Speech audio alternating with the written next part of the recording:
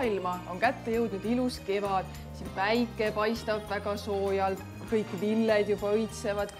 Järvevesi hakkab vaikselt soojemaks minema, sillerdab päikese käes. Lilled lõhnavad, linnud laulavad ja käes on mai hommik ja parajasti ärkavad üles. Ärkab üles šokolaadijänkude pere. Šokolaadijänkude pere elab siin selles maailmas. Panid hommikul tule põlema ja šokolaadijänkud hüüdsid äratus. Ja siin šokolaadijänkude majas elab jänkuema, kes siin juba toimetab köögis.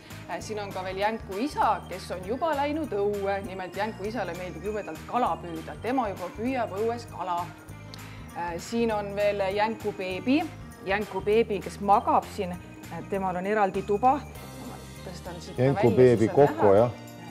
Jänku beebi tudub siin voodis. Temal on oma magamistuba. Ja on veel jänku poiss. Jänku poiss on siin juba üles ärganud ja seal elab ka meie tänase loo peategelane.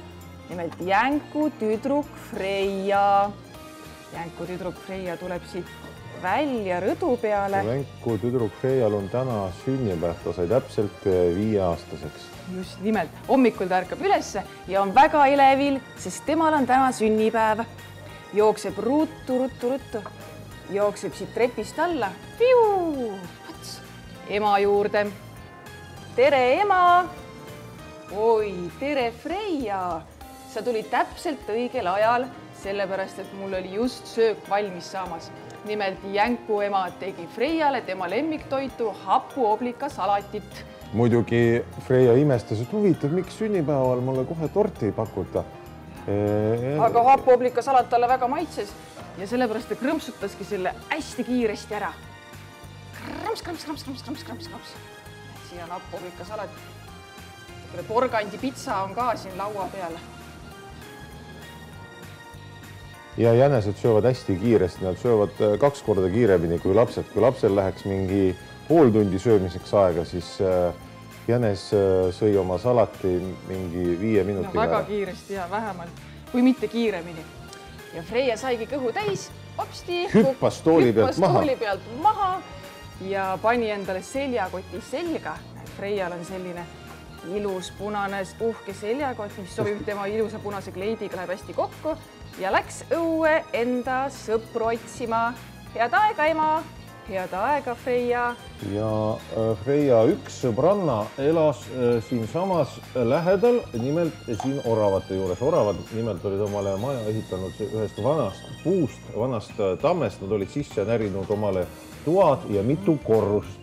Et praegu just orava ema on allkorrusel köögis, isa toimetab siin oma toas ja üleval toas on orava poiss, no tema juba käib koolis 1. klassis ja tema õpib praegu oravate geograafiat, ta isegi võttis gloobuse välja, et vaadata, kus on see Silvania maailm täpselt asub ja sel ajal, kui nemad siin kõik oma asju ajasid, jõudiski Freia nende juurde, isegi ema tuli korraks toast välja, ütles, et oi, tere, jänese tüdruk Freia, mis sind siia meie juurde tõi? Tere! Mina otsin oma sõpra, orava tüdruk Sandrat. Kas ta on kodus? Oi, orava tüdruk Sandra, ma kohe küsin. Orava isa, kas sa tead, kus see Sandra on? Sandra või? Oi, aga Sandraga on niisugune lugu, et tema oli kodus hommikul, aga siis ta jooksis mängima, jah. Huvitav, mõtles Freia. Tavaliselt on Sandra alati kodus ja ootab teda. Oota, orava ema, kas sa mäletad, kellega ta mängima läks? Oot, las ma nüüd mõtlen, kellega ta... Oota, ma kohe pean küsima. Ma küsin kohe poisi käest. Poiss, kas sa mäletad, kellega see Sandra nüüd mängima läks? Ta läks Siili tüdruk Torisega. Oba, õige. Tuli meelde. Ta läks ju Siili tüdruk Torisega mängima. Ilmselt läkski ta nüüd Siili pere juurde. Mine otsi teda sealt. Ja, otsi teda sealt. Hästi, aitäh.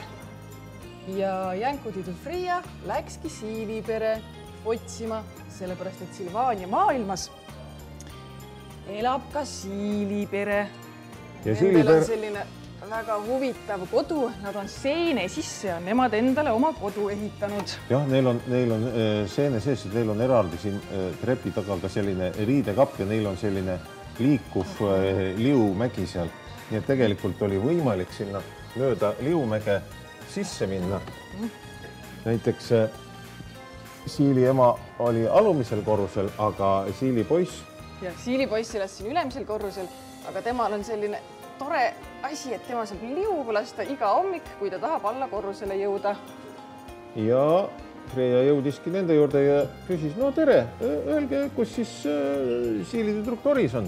Ja Siili pere mõtles ja äkki tuli Siili emale meelde. Oi, aga Siili tüdruk Doris läks koos Sandraga mängima. Me mõtlesime, et nad läksid sinu juurde, Freja. Huvitav, mõtles Freja. Tavaliselt me mängime ikka kolmekesi. Miks täna siis nad kahekesi tahavad mängida? Oota, ma lähen kiiresti maja katusele, ma vaatan, kui kaugel nad on. Ja siis Siili poiss ronis maja katusele, ütles, et ma näen, nad läksid koos Sandraga sinna kiikuma, mine sinna neile järgi. Hästi ja jänku Freja hakkaski minema, aga samas ta mõtles, kummaline, et keegi ei ole talle täna hommikul veel palju õnne sünnipäevaks soovinud. Ei Siili pere ega Orava pere. Ja eemalt ta nägigi, et tema kaks väga head sõpra kiikusid õues kiige peal. Aga teeme siis niimoodi, et teeme Sandrale selle üllatuspeo ja teeme muidugi, aga ärme talle midagi ütleme. Ei, ärme ütleme muidu see oleks enam üllatus. Ja hästi. Ongi seal. Tere! Kus? Tere! Tere, Freja! Tere, Freja! Kas te mängisite või? Jaa, meie mängisime. Aga miks te siis mind ei kutsunud?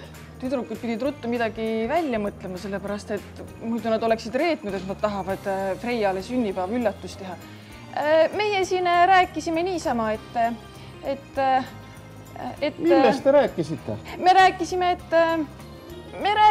et meil hakkab seenevarud hakkavad meil juba otsa saama. Ja, just nimelt. Ja mina rääkisin, et meil hakkavad pähklivarud otsa saama. Ja siis tahtis Jänese tüdruk Freja veel küsida, et miks nad rääkisid selliseid tõsiseid teemasid nagu seenevarud ja pähklivarud, aga ta ei saanud seda küsida, sest ta kuulis järve pealt hääli. Nimelt järve peal aerutasid Siili isa ja Jänese isa. Neil oli paat. No õigemini aerutas rohkem see Jänese isa. Ja siis, aerutas ikkagi Siili isa. Jänese isa ergutas. Ergutas ja ohkas kogu aeg. Ja Siil muudkui aerutas ja Jänes muudkui ohkas. Ja tüdrukud läksid vaatama, mida nende papsid seal järve peal teevad. Oi, tere tüdrukud, teie ka siin. Vaat kui tore. Tere isa, kuidas näkkab? Oi, ära räägi, me oleme hommikust peale siin Siili isaga kala püüdnud, külmetanud, siin tahtsime mingid head suurt kala saada. No ei saa, no ei ole täna ühtegi kala kuskilt saanud. Ma ei tea, milles asi, kas me aerutame valesti või on meil õnged valed kaasas. No aga mitte ühtegi kala ei ole püüdnud, ma ei tea. Söö kas või jälle aasta lõpuni ainult oblikad kogu aeg. No me ei saagi vist kala kätte. Oi, ja suur oli Orava tüdruk imestus, kui ta nägi, et papsidel näkkabki. Ta hõikas. Näe, teil näkkab, vaadake. Oi, ja siis nägigi Jänese isa, et tõesti. Keegi on tõmmanud tema õnge järve põhja ja õnge otsas paistab midagi. Oot. Ma sukeldun kiiresti järve põhja ja toon ära. See on kindlasti suur kala, kes mu õnge nüüd vette tõmbas. Mulksti! Sukeldus Jänese isa järve põhja, ujus hästi kiiresti oma õngele. Ja mis ta sealt välja tõmbas? Kohe näeme. Ja mis ta välja tõmbas? Tada! Vaadake! Oi, see on ju kamm! Kamm! See on ju juuksekamm! See on see sama kamm, mille meie ema kaotas eelmine aasta siin rannas ära, kui ta ujumas käis. Näed, rannas kaotatud kamm. Ole hea. Võta viis pärast meie emale. No kujutad ette, mis asi. Siili isa oli ka täiesti endast väljas. No kujutad ette. Nüüd sinu õng kadus ära ja mis sa vastu said? Ainult mingi kammi. oi paps, vaata, aga nüüd sinul näkkab ka. Appi tõepoolest. No nüüd oli Siil täitsa närvis. Ma ei jõua isegi riideid seljast ära võtta, ma sukeldun kohe koos riietega ruttu oma õngele järgi ja vaatan, mis mul nüüd näkkas. Multsakin hüppas jälle Siil vette ja täpselt mööda sama jõge ujus ja lõpuks ta leidis. Siilisa välja tõmbas.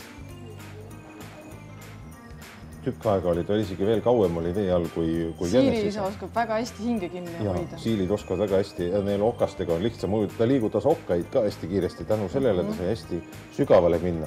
Ja hästi sügavalt sukeldus välja, ronis kaldale. Oi, ma olen täiesti märg. Õnneks ma ujusin nii kiiresti, et mul pool keha jäi kuivaks. Näete, mis ma leidsin? Ja ta viskas maha. Algul ei saanudki keegi aru, mis asi see on. See on ju poolik hamburger. Tõepoolest, teate, ma leidsin sealt hamburgeri, aga kuna ma hakkasin vahepeal nii aeglaselt veepinnale tõusma, et mul läks kõht tühjaks, ma ammustasin siit tükki ära. Ma ei saa aru, kuidas see hamburger sinna vee alla sattus.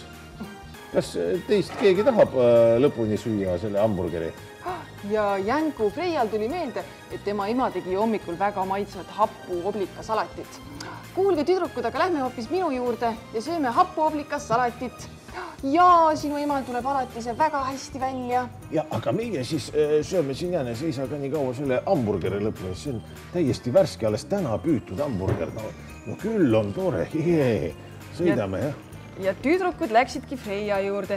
Freia ema juba kaugelt nägi, et on külalisi oodata. Kattis ilusti laua, pani hapuoblikasalati laua peale. Ja nüüd tüdrukud istusidki ümber laua ja jutustasid oma eelmise päeva tegemistest. Orava tüdruk Sandra rääkis, teate, mida minu väikene venna eile tegi? Ei tea, räägi, Sandra. Minu vend otsustas hakata lendoravaks ja me terve päeva me koristasime ja nägime vaeva, sorteerisime pähkleid ja siis äkki otsustas minu vend hakata lendoravaks. Jee! Nüüd otsustan mina, et ma ei ole mitte tavaline orav, vaid olen lendorav. Nii, tiibu mul ei ole, järelikult ma pean kuhugi kõrgele üles ronima.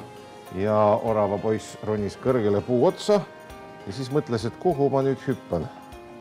Nii, siin all oli üks suur hunnik pähkleid. Need on sellised lillekujulised pähklid. Jah, nad olid lillekujulistes kaussides.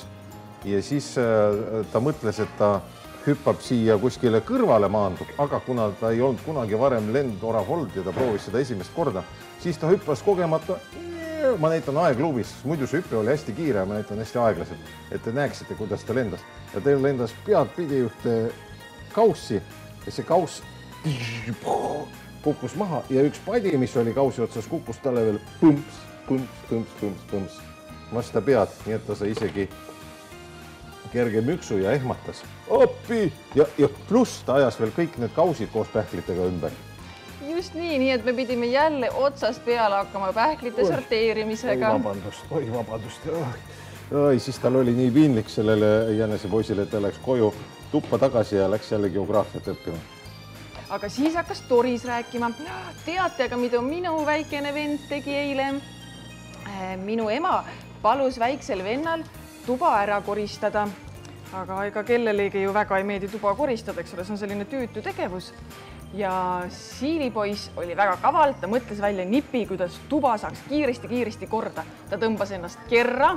Ajas oma need juuksed või õigemini okkad ajas niimoodi laiali. Siis võttis hoogu, tuli hirmsa hooga ja veeres üle kogu selle põranda, kus olid igasugused lehetükid ja prahitükid. Ja mänguasjad ja need kõik jäid tema okka külge kinni ja tuba oligi puhas. Ja isegi paremini kui tolmuimejaga sai niimoodi kõik need okkad siia külge ja siis raputas need okkad kõik. Spetsiaalne tuba oli neil, kuhu nad kogusid kõik okkad ja kõik prahi. Kogus sinna sisse, pani ukse kinni, et korras, ema, tuba on korras. Oi, küll sina oled mul ikka üks nutikas poiss, vastas Siili ema. Aga nüüd, tüdrukud, vastas jänese ema, on mul vaja hakata koristama. Ruttu õue mängima. Ahaa, jooksime kõik välja. Tüdrukud jooksid õue tagasi ja mõtlesid, et aga mida siis nüüd tegema hakata? Teate, mis minul tuli meelde, et mina tegelikult mõtlesin, et läheks lilli korjama, aga tegelikult ma ei saa minna, sest ma pean minema koju, ma pean minema seenevarusid täiendama, pean oma vanemaid aitama. Nii et head aega, mina lähen koju. Ja Siili tüdruk Doris läks minema. Ja minul tuli meelde, et mina pean minema jälle koju pähkleid uuesti sorteerima, nii et mina pean ka minema. Ja tähendab orava tüdruk Sandra jooksis ka ruttu koju. Ja jänku tüdruk Freia, kellel oli täna sünnipäev, jäi täiesti üksi. Ja ta mõtles, et kummaline, et miks tema sõbrannad täna nii kummaliselt käituvad. Keegi ei ole talle õnne soovinud ja mitte kuidagi märku andnud, et nad mäletaksid, et tema sünnipäev on. Aga otsustas Freia ikkagi minna lilli korjama, et oma emale pärast rõõmu teha. Aga tegelikult Siili tüdruk Doris ja orava tüdruk Sandra ei jooksnud mitte koju, vaid nad jooksid oma vanemate juurde ja nad kõik kasutasid seda aega ära, kui jänese tüdruk Freia seal korjas lilli, et nad katsid sinna majade vahele suure sünnipäevalaua. Nad olid tegelikult juba terve öö ja pool päeva seda lauda katnud ja olid kooke küpsetanud ja igasuguseid ettevalmistusi sünnipäevaks teinud ja nüüd... Just ja selles plaanis kõik osalesid ka Freia enda perekond. Keegi ei olnud talle varem sünnipäevaks õnne soovinud, sellepärast, et kõik olid osa sellest plaanist, et teha talle sünnipäeva üllatus. Freia kõige väiksem vend tuli välja siia, oli oma emme juures. Kõik ootasid Freiat ja tulid ka naaberküla elanikud. Jah, tuli isegi kaugemalt rahvast. Lambapere tuli, kellel oli spetsiaalne sünnipäeva kostüüm, oli selga pannud. Ja naljamütsid, need lambad olid nagu hästi kõvad naljategijad. Nad alati panid midagi naljakat oma sünnipäeva ajal pähe ka. Ja isegi need Siili isa ja Jänese isa, kes olid paadiga merel, olid oma selle värske hamburgeri ära söönud. Ja nüüd tulid ka sünnipäevale. Marmelaadikarude perekond tuli siia sünnipäevale. Jah, nemad tavaliselt magasid veel vara kevadel, aga seekord nad isegi see kevad tõusid spetsiaalselt varem üles, et jõuda Freia sünnipäevale. Ja kui Freial olid lilled ära korjatud, siis ta mõtles, et hakkab kodu poole minema. Ja siis, ma tahan näidata, et sellel ühel marmelaadikarul oli selline üllatus tehtud, et ta võttis kodunt kännu kaasa, aga see känd oli aga see ei olnudki päris känd. See oli võlukänd, jah, see oli selline pitsakänd.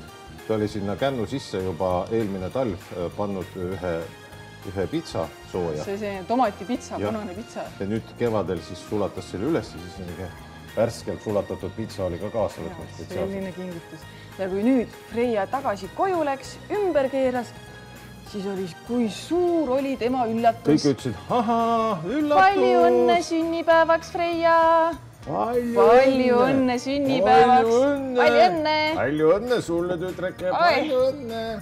Palju õnne sünnipäevaks! Palju õnne! Jänese ema oli veel eraldi ühe spetsiaalse Jänese Siili ema oli toonud, jah? Jah, Siili ema tõi, jah. Näed, sul on üks selline kook, see on küpsetatud värsketest käbidest ja seentest. Ja nüüd ei jäänud midagi muud üle, kui kõik hakkasid rõõmsalt laulma. Oot, meil on veel üks väike kingitus ka, näed.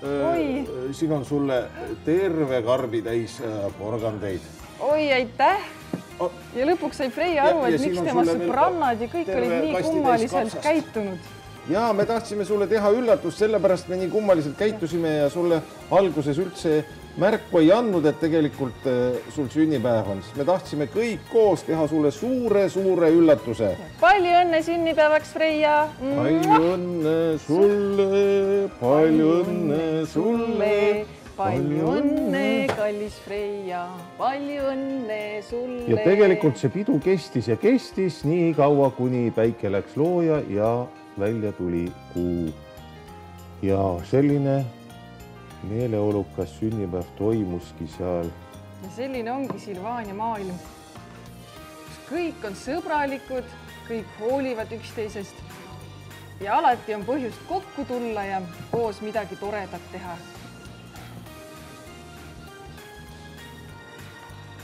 jah, teeme nüüd meie väikestele näitlejatele suure aplausi. Nad tegid ikka suure töö ära. Ja nad tegid suure töö. Nende jaoks, no see oli lühike etendus, aga nende jaoks oli see ikka väga pikk etendus. Teeme veel kord aplausi näitlejatele! Ja Alge Erki, teeme ka neile aplausi.